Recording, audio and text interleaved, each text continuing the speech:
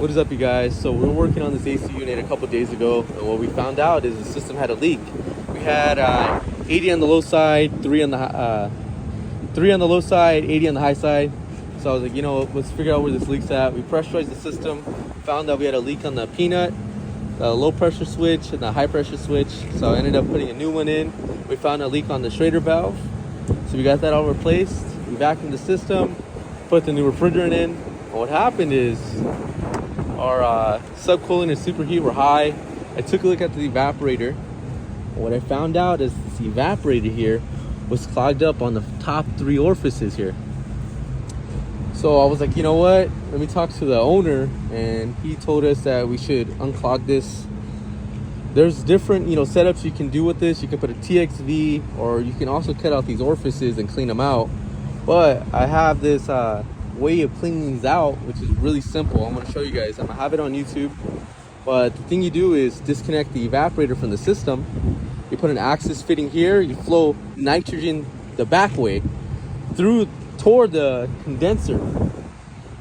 So what happens is if you blow it the opposite direction, all you're doing is blowing the trash back into the evaporator. So you blow it the opposite way, so these orifices getting clogged. And when I'm blowing the nitrogen, I'm putting a little bit of RX11 flush through the system.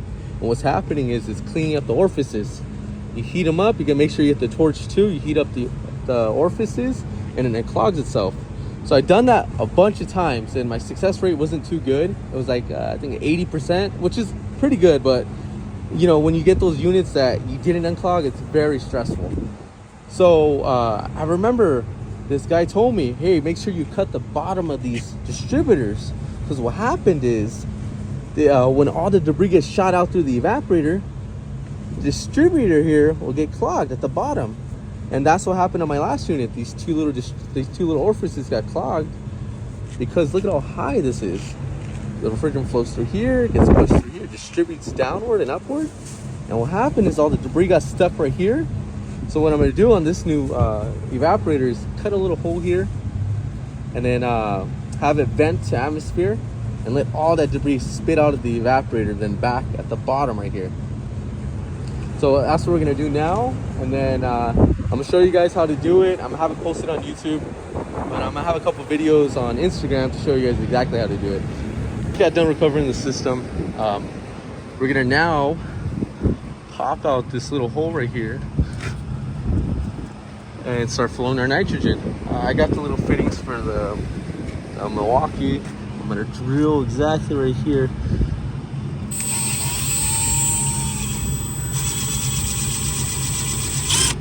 Now we're flowing the nitrogen. I just popped the hole, as you can see right here at the bottom of the distributor, and now I'm gonna ream it so none of that debris falls in there.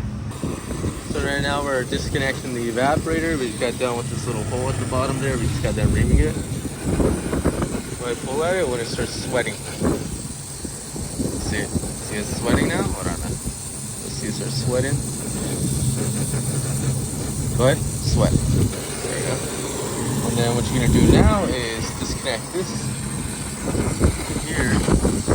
So everything's looking good, you guys. Disconnected the evaporator. And what we're gonna do now is put this little fitting in. Okay, I'm gonna leave it like this. Usually you can put a little axis fitting here and then put the nitrogen through, but I just want 100% get this clog done. So we're gonna put down the whole bottle right now. We're gonna do a little bit at a time. So we have the RX11 flush. I have a syringe right here. So what I'm gonna do is suck up some of the RX11 flush. Get this little fitting here where I'm pushing the nitrogen through. I'm gonna be flowing a little bit at a time. And then I'm gonna be heating up the distributors while I'm doing that too. And it should unclog. You're gonna see this start smoking. So let's get this going now. So we have the RX11 flush, we have the syringe. What I'm gonna do here is pull it like that, and then pull it in fast. You see all the RX11 in there? And then you may think, oh, put it in slowly. No, you have to put it in fast. And there we go. So we're gonna put the cap on here, and then we're gonna run the nitrogen through the other holes. So we're heating up the orifices right now, and it's smoking.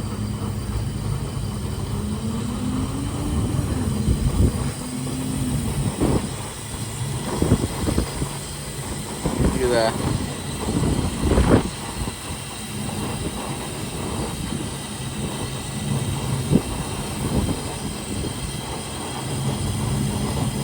So we're our second time doing this. Inject it in there, boom. We're gonna get one more of that. Pull it out and then inject it again, and then start the procedure over again where I'm torching up the evaporator again, and it's gonna start smoking. And then as you can see, a lot of the debris fell at the bottom here. As you can see, this is oil, but a lot of this little debris was spitting out. So we're looking good so far. Have the nitrogen flowing at 50. We're heating up the orifices right now, making sure it doesn't sweat. We're gonna heat up the bottom ones. You see this little hole. Right now we're flushing the nitrogen through the system. And we have a RS11 flush in the evaporator. This is the bottom one that's really important to make sure we heat this up. As you can see, the nitrogen's helping push the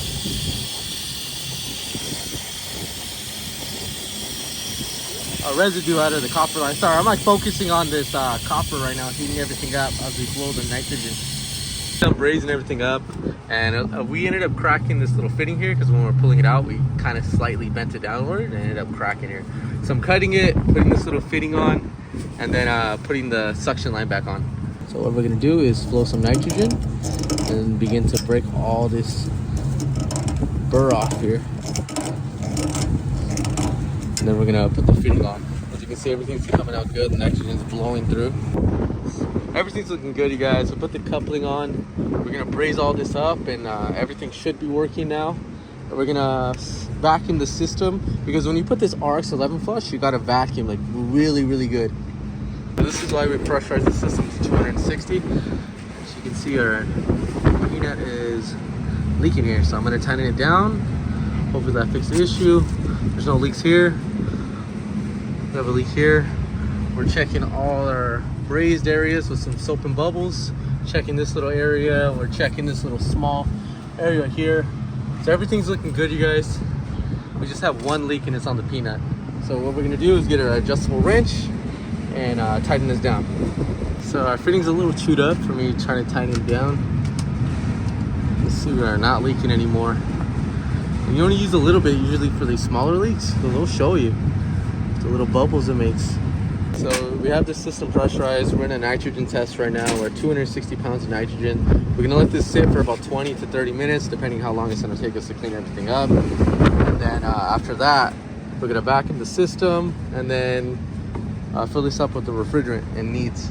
Everything's all brazed up. It's been 20 minutes now. We're at 260 pounds of nitrogen still. We ended up fixing the leak on here.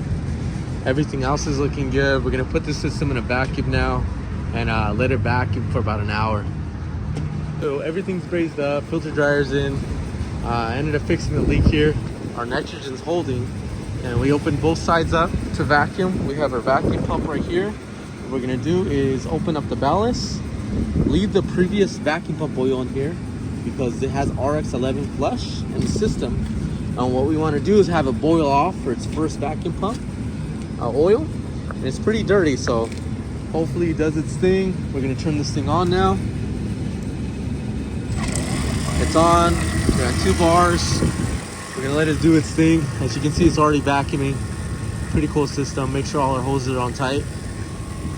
We're gonna let it vacuum for about 40 minutes for its first vacuum, and then go to the second vacuum, change the oil out, and then that should be our official vacuum for the system.